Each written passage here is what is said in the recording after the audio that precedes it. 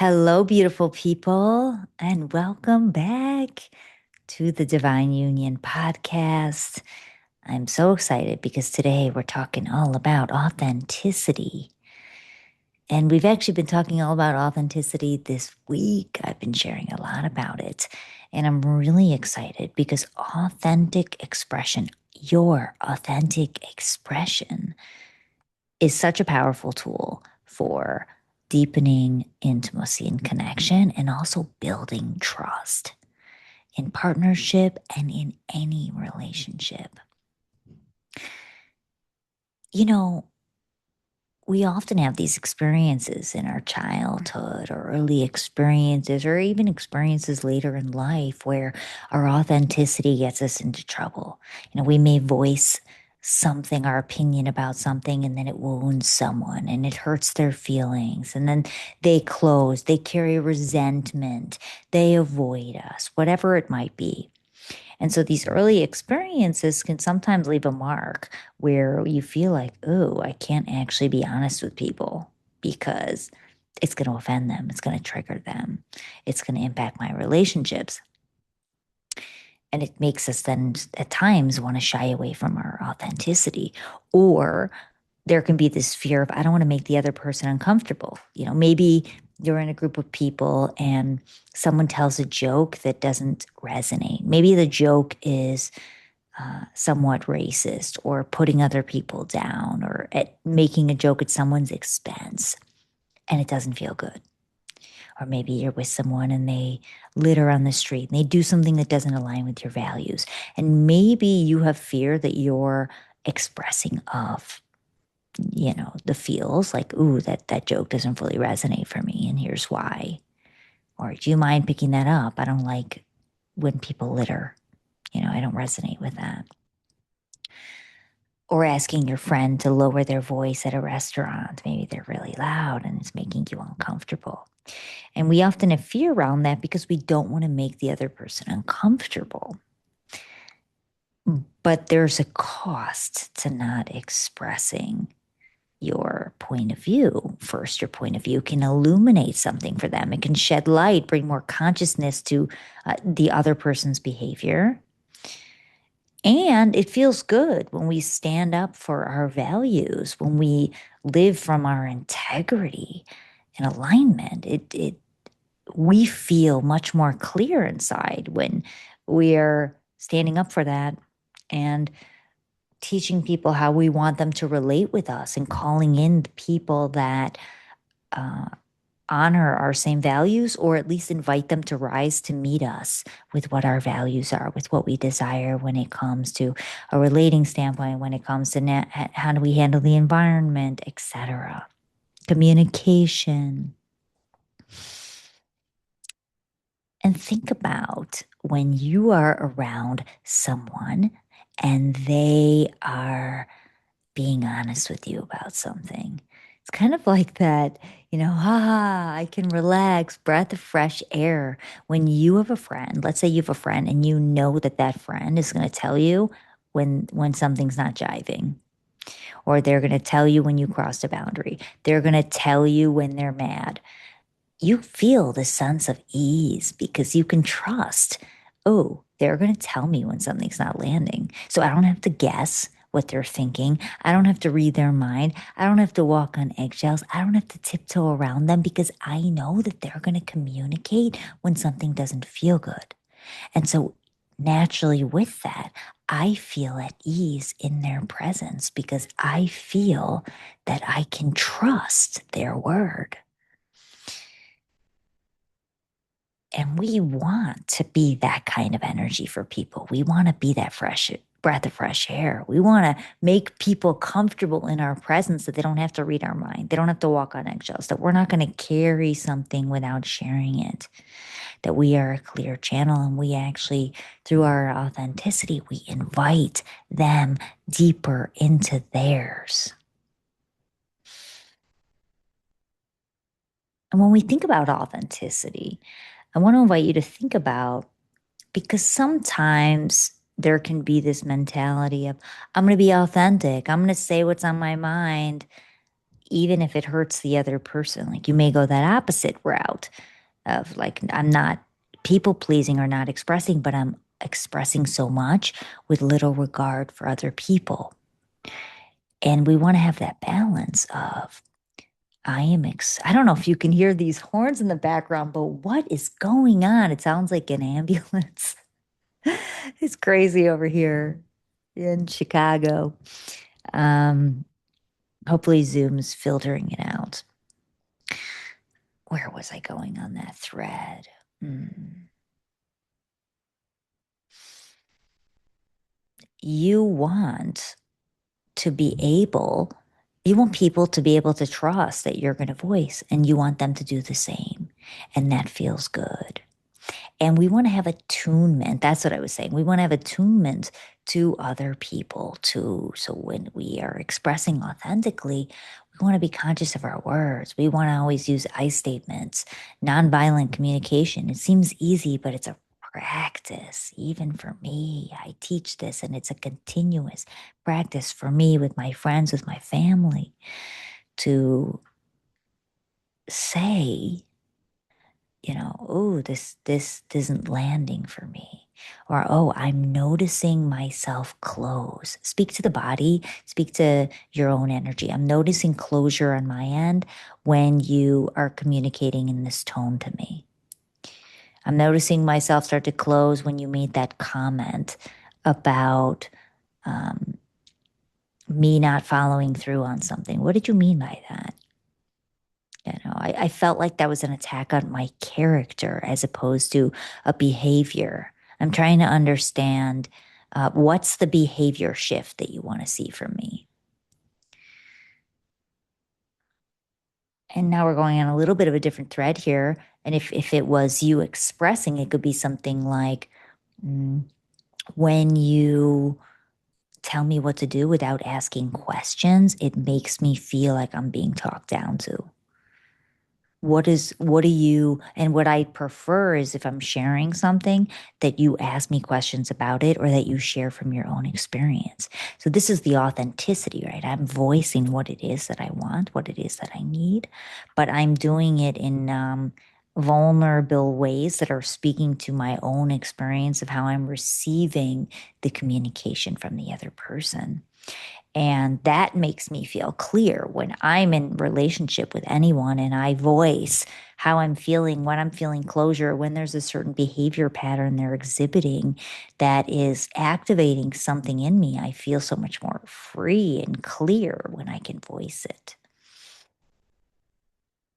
And it builds trust because we trust people that we can count on to express when things don't feel good. And how can you trust someone if you constantly have to worry about their well-being and you don't feel that they are um, standing in their power and expressing themselves with you?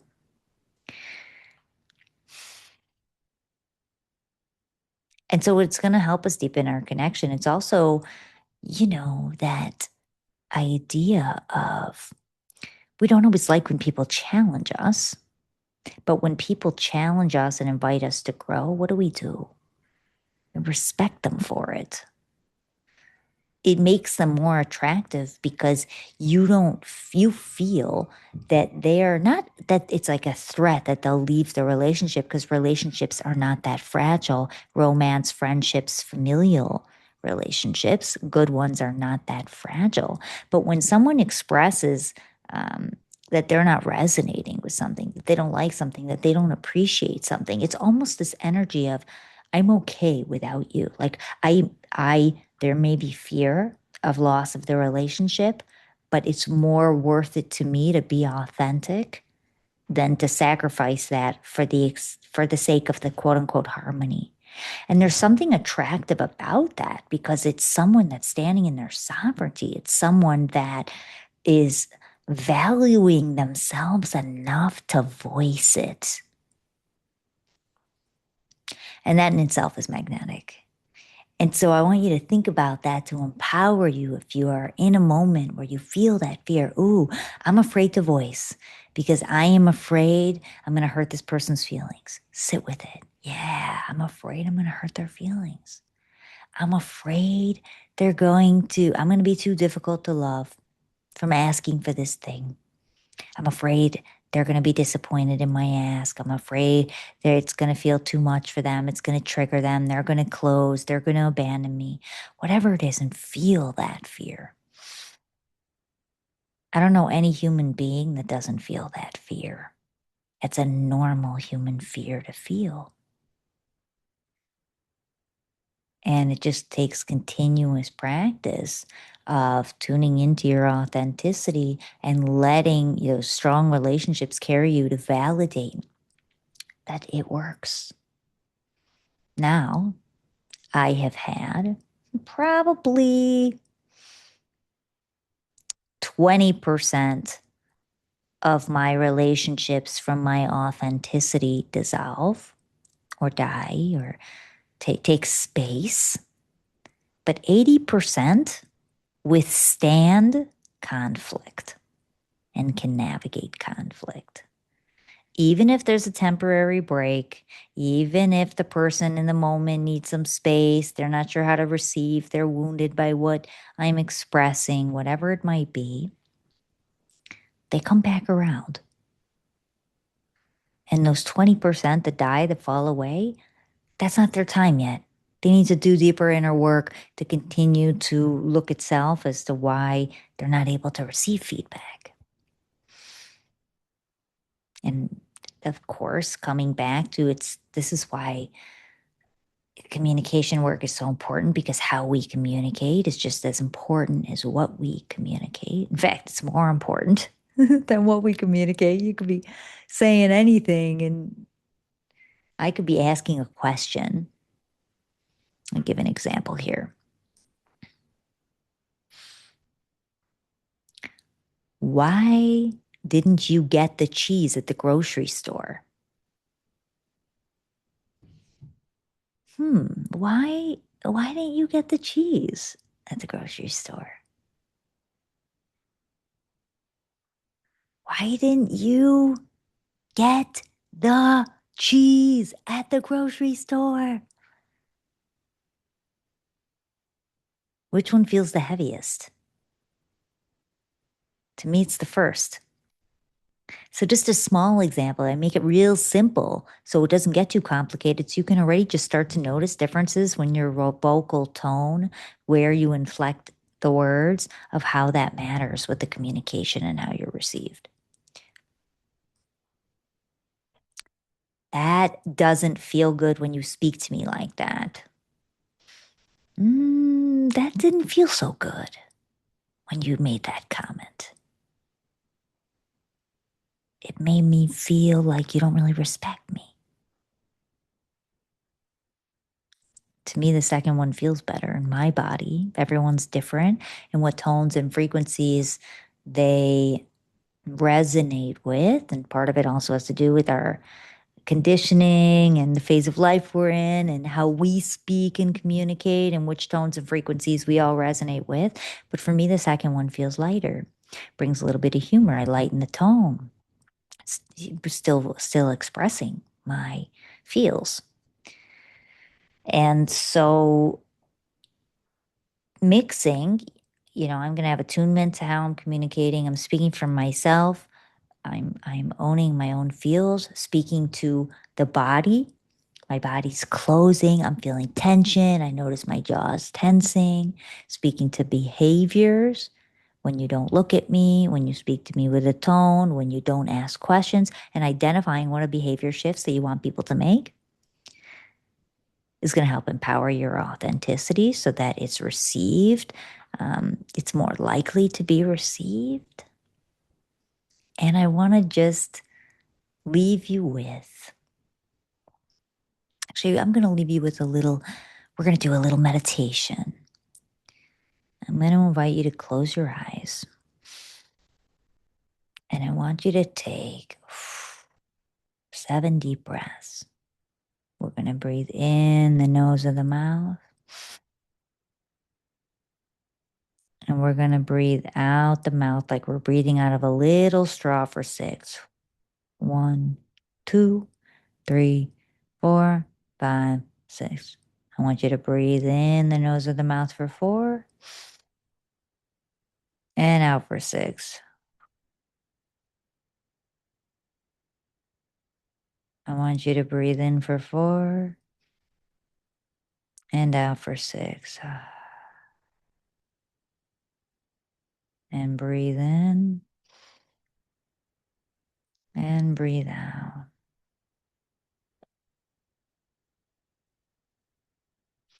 And I want you to cultivate in your mind a moment, a recent moment, where someone said something or did something and you didn't express when it didn't feel good. A moment when you didn't fully own your authenticity. You didn't say what you wanted. You didn't express when something didn't feel good. You didn't name a boundary. And I want you to feel in to what you were thinking in your mind in that moment that blocked you from expressing. So maybe you had a looping thoughts around, is this legitimate? It's too much. Maybe I'm too much. Maybe they're going to be triggered. Maybe I'm misreading the situation.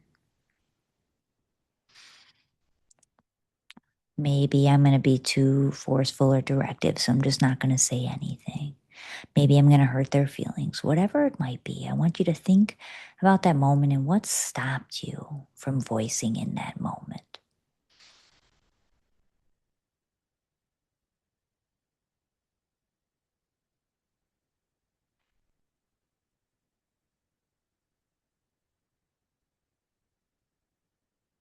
And I want you to feel into that, and I want you to feel into what does the body feel like in that moment? What was your body doing in that moment?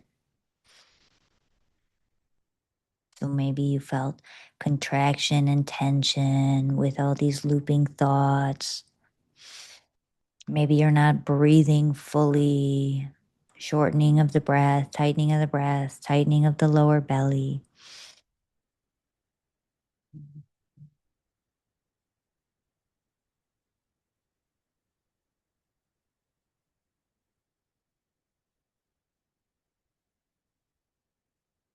Now I want you to imagine, feel your breath starting to expand your body. So I want you to take deep breaths through the nose, into the chest, into the belly. And I want you to fully expand your body as if you are oxygenating the entire body with air, filling up your lungs, filling up all of your cells with air.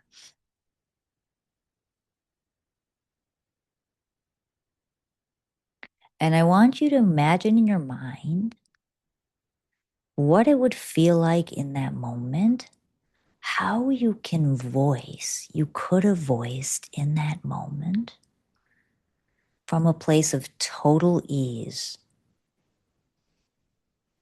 being fully grounded, feeling fully relaxed, without attachment to the outcome.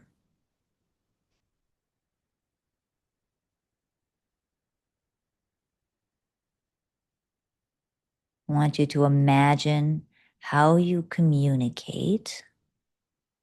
So, what you say, what you would say in that moment, how you'd say it, what's your tone of voice.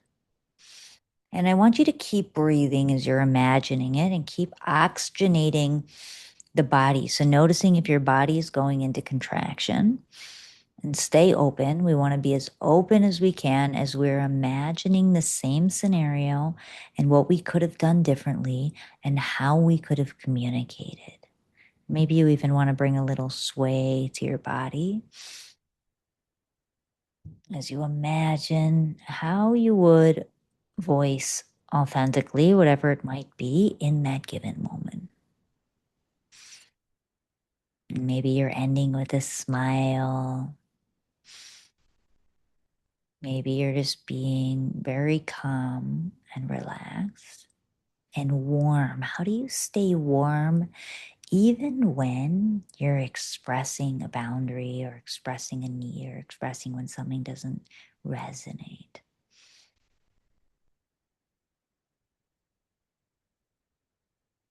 And I want you to imagine that you are this person's teacher through your authenticity.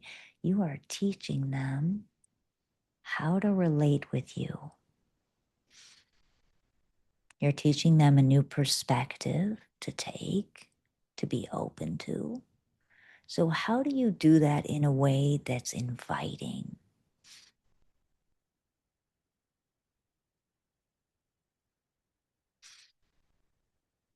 How would you want to receive someone's feedback?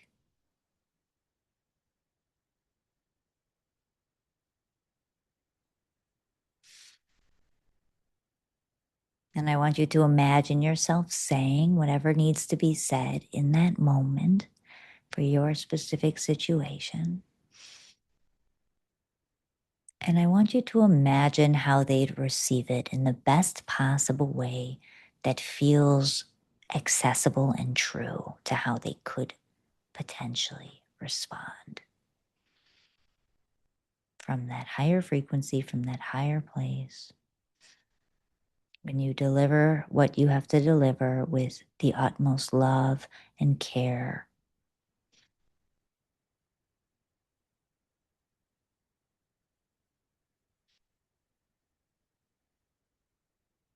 And I want you to give yourself a little bow in gratitude for whatever you experienced in this meditation today, allowing yourself to disconnect from the busyness of life, to tune into yourself, to tune into your higher self, and to take that moment just to contemplate on a new way of being, a way that empowers your authenticity and invites in greater depth of intimacy in all of your relationships.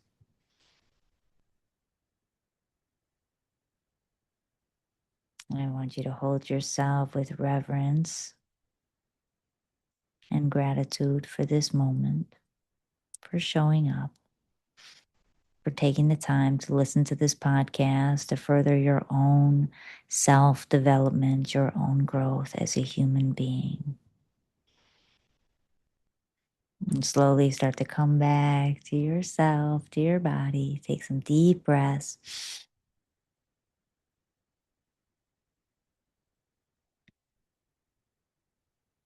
Your groundedness, your centeredness, your ease is going to enable your authenticity with every single person that you relate with in every moment of every day. Whenever you need a moment, whenever you don't have an answer or response to something, whenever you feel triggered, come back to that space. Allow yourself to take that pause, to close your eyes, to tune into how you want to hold and embody yourself in that moment, and to express yourself authentically from there. Thank you, beautiful people, for tuning in to this week's episode of Divine Union Podcast. It's been such a pleasure. I look forward to seeing you next week. And until then, may all your unions be divine.